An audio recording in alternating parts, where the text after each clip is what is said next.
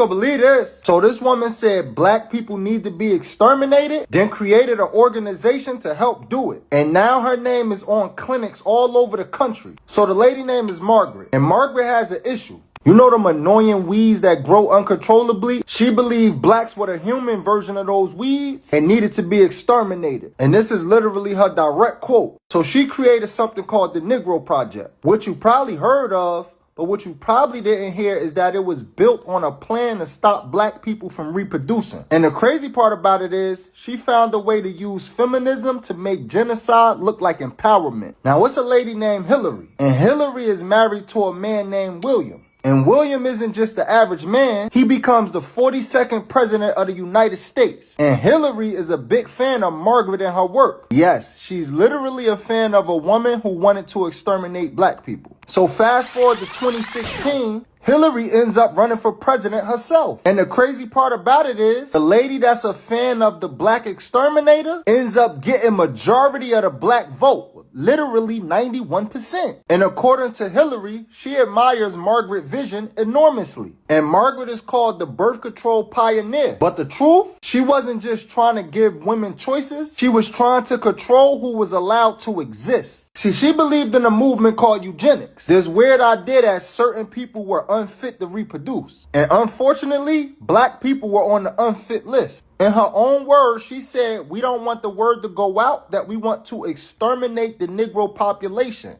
And that's a letter she wrote in 1939.